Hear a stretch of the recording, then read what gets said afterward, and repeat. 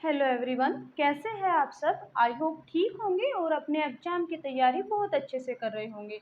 मैं अदिति उद्भव क्लासेस में आपका स्वागत करती हूँ। फ्रेंड्स, जैसा कि आप लोगों को पता ही है कि आपकी एनसीईआरटी का सिलेबस चेंज हो चुका है और आप लोगों को सीटेट में एनसीईआरटी को फॉलो करना है। इससे पहले आपका जो एनसीईआरटी अप्रैल में चेंज हो चुका था और जुलाई में इसका कोई भी क्वेश्चन देखने को नहीं मिला था। लेकिन इस बार होप इसलिए जताई जा रही है, आशा इसलिए जताई जा रही है क्योंकि उस टाइम नया नया आपका सिलेबस चेंज हुआ था, तो उस टाइम हो सकता है इसलिए आप लोगों को न्यू एनसीईआरटी से क्वेश्चन न देखने को मिले हो। लेकिन इस बार आपको हो सकता है कि न्यू एनसीईआरटी से भी क्वेश्चन देखने को मिले। तो इसी सीरीज में मैं आपको ईवीएस क्लास थर्ड की ईवीएस के चैप्टर 1 एंड चैप्टर 2 को कवर कराऊंगी। देखिए, अगर मैं आप लोगों को ईवीएस की बात करूँ कि ईवीएस में क्या चेंज हुआ है, जैसे आप लोगों को पता ही है क्लास 6 की साइंस और एसएसटी में चेंज हुआ है, प्लस में आपको क्लास थर्ड की जो ईवीएस है उसमें चेंज हुआ है। तो हम आज ईवीएस की क्लास कर रहे हैं, तो ईवीएस की बात करेंगे कि ईवीएस में क्या चेंज हुआ है। ईवीएस में चेंज ये हुआ है कि जो आपके 24 चैप्टर थे क्लास थर्ड के अंदर, सिर्फ क्लास थर्ड की बुक चेंज हुई है, क्लास फोर्थ और फिफ्थ की बुक में कोई चेंज नहीं आया है। तो क्लास थर्ड में आपके पहले 24 चैप्टर थे, उन 24 चैप्टर से आपको आपको के 12 चैप्टर कर दिए गए हैं। कंटेंट इतना ही है, बस एक्टिविटी बेस कर दिया गया है, डायग्राम थोड़े से अट्रैक्टिव कर दिए गए हैं और कंटेंट में जो एक्टिविटी दी हुई है उसी के बेस पे आपसे क्वेश्चन पूछे जाएंगे। साथ के साथ आपसे आपकी जो बुक है, बुक का नाम भी चेंज कर दिया गया है। बस ये थोड़ा सा चेंज हुआ है। आज हम पढ़ेंगे क्लास थर्ड की ईवीएस का चैप्टर 1 एंड चैप्टर 2। एक ही क्लास में हम 2 चैप्टर को कवर करते हुए चलेंगे। तो चलिए फिर स्टार्ट करते हैं हम अपना आज का चैप्टर। आज के चैप्टर को स्टार्ट करने से पहले अगर आप मेरे चैनल पर नए हैं तो सब्सक्राइब कर देना और अगर आपको वीडियो पसंद आती है तो लाइक कर देना। सबसे पहले चैप्टर 1 की बात करें तो चैप्टर 1 का नाम है मेरा परिवार और मित्र। चैप्टर का नाम है मेरा परिवार और मित्र। इस चैप्टर में आपको क्या बताया गया है, इस चैप्टर में एक छोटी बच्ची की कहानी बताई गई है। वो उसके 2 छोटे छोटे भाई होते हैं। कहानियाँ आपको नहीं पढ़नी है, कहानी से आपको चैप्टर कुछ नहीं, जो इम्पोर्टेंट फैक्ट कहानी के अंदर दिए गए हैं वहाँ से क्वेश्चन पूछा जाता है।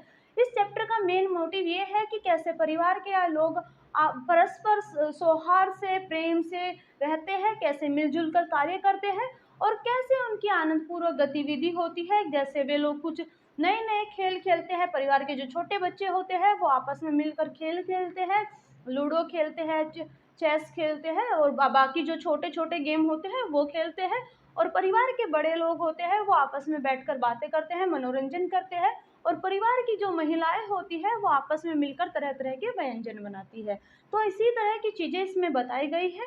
इस चैप्टर में आपको सिर्फ इतना ही बताया गया है कि कैसे परिवार और मित्र आपस में मिलकर रहते हैं और कैसे एक दूसरे की काम में मदद करते हैं। तो इन्हीं खेल में से आपको एक खेल का नाम दिया गया है पीकाबू। पीकाबू पीकाबू का मतलब होता है लुका छिपी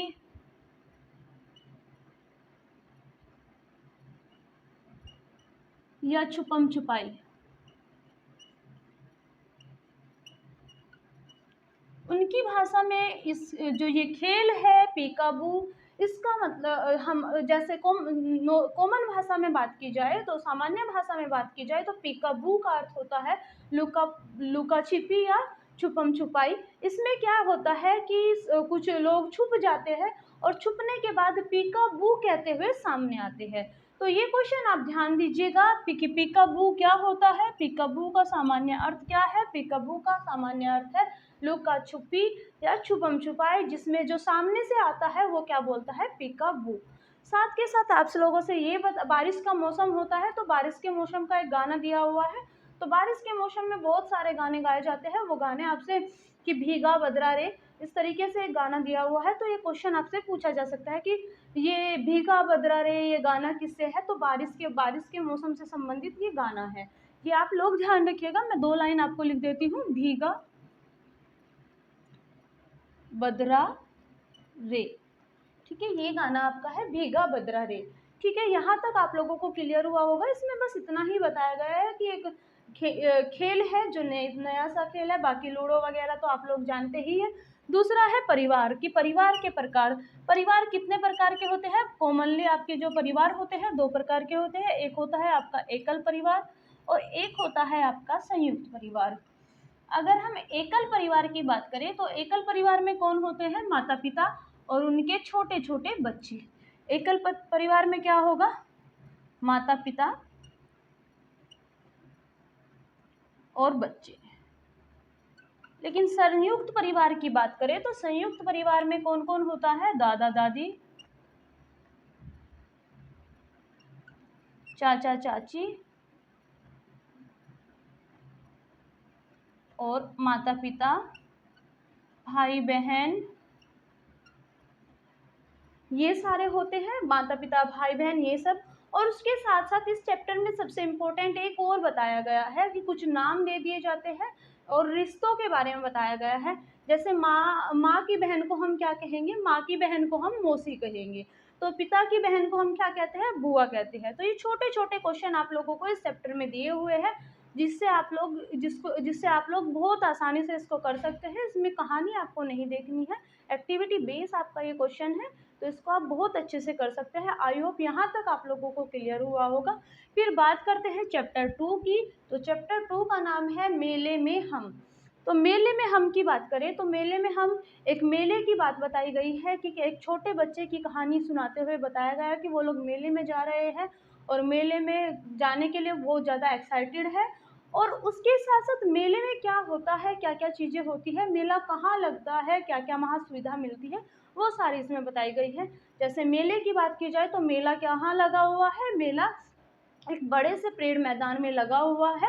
मेले का जो प्रवेश द्वार है, प्रवेश द्वार पर ही मेले का मानचित्र दिया हुआ है, नक्शा दिया हुआ है कि कहाँ पर आपको स्टॉलें मिलेगी, कहाँ पर आपको क्या-क्या चीज़ें मिलेगी। साथ के साथ वहाँ पर पुलिस की जीप खड़ी हुई होती है, फायर ब्रिगेड की गाड़ी होती है और आपको एक वर्ड दिया हुआ है स्वयंसेवी। वहाँ पर आपको स्वयंसेवी भी मिलेंगे। ये वर्ड दिया हुआ है आपको स्वयंसेवी। स्वयंसेवी कौन होते हैं? स्वयंसेवी वे होते हैं जो अपनी इच्छा से कार्य को करते हैं, दूसरों की सहायता करते हैं।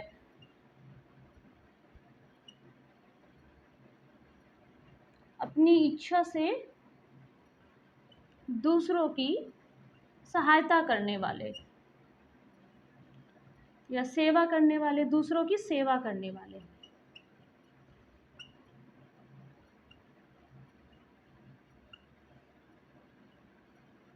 अपनी इच्छा से दूसरों की सेवा करने वाले, इनको क्या कहा जाता है? स्वयंसेवी। तो मेले में क्या-क्या है? मेला एक बड़े परेड के मैदान में लगा हुआ है, वहाँ पर प्रवेश द्वार पर मेले का मानचित्र दिया हुआ है, वहाँ पर बड़े-बड़े स्टॉल लगे हुए हैं मिठाइयों के, खिलौनों के, साथ के साथ वहाँ पर बड़े-बड़े झूले लगे हुए हैं, वो सारी चीज़ें वहाँ दिखाई गई है। वहाँ पर आपको सुविधाएँ क्या मिलेगी? आपको एम्बुलेंस मिलेगी, पुलिस की गाड़ी मिलेगी और तीसरा आपका क्या होगा? फायर ब्रिगेड की गाड़ी या आग बुझाने वाली गाड़ी भी आपको मिलेगी। और एक तरफ वहाँ पर स्वयंसेवी होंगे। स्वयंसेवी कौन होते हैं?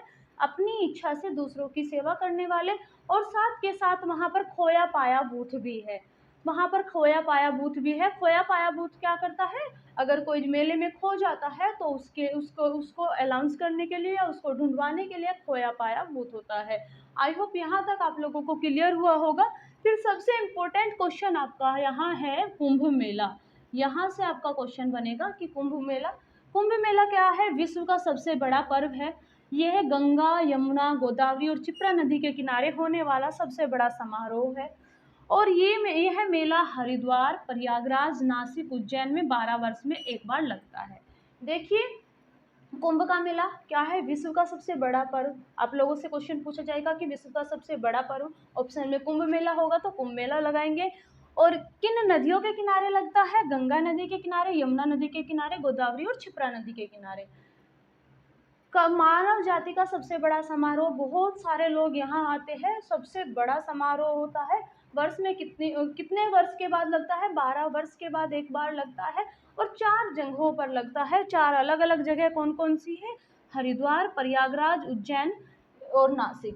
देखिए, अगर एक 12 वर्ष में मान लीजिए सन 2000 की बात करें तो 2000 में अगर वो हरिद्वार में लगा था तो 2012 में ज़रूरी नहीं वो हरिद्वार में ही लगेगा।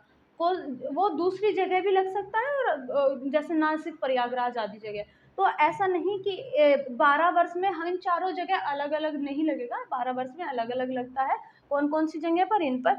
और किस देखिए एक चीज़ और यहाँ ध्यान देने वाली बात है कि सबसे बड़ी ध्यान देने वाली बात ये है कि नदियों के नाम दिए हुए हैं, और नदियों के नाम देकर आपसे पूछा जा सकता है कि हरिद्वार में ये मेला किस नदी के किनारे लगता है, तो हरिद्वार में यह मेला लगेगा गंगा नदी के किनारे।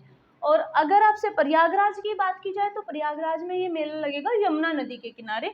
और अगर आपसे नासिक की बात करें तो नासिक में आपका ये लगेगा गोदावरी नदी के किनारे, और उज्जैन में ये लगेगा आपका क्षिप्रा नदी के किनारे। तो आप लोगों से जगह का नाम दे के नदी भी पूछी जा सकती है कि इस जगह पर किस नदी के किनारे लगता है। आप लोगों से नदी का नाम लेके जगह का नाम दिया जा सकता है। तो सारी चीज़ें आप लोगों को ध्यान रखनी है। 4 अलग-अलग नदी है और 4 अलग-अलग जगह है। तो आई होप यहाँ तक आप लोगों को क्लियर हुआ होगा। तो इस तरीके से आप लोगों को पूरी कहानी नहीं पढ़नी है, वहाँ से इम्पोर्टेंट फैक्ट को लेते हुए चलना है, जिससे आपका कोई भी क्वेश्चन न छूटे। साथ के साथ आपको ओल्ड एनसीईआरटी भी कवर करनी है।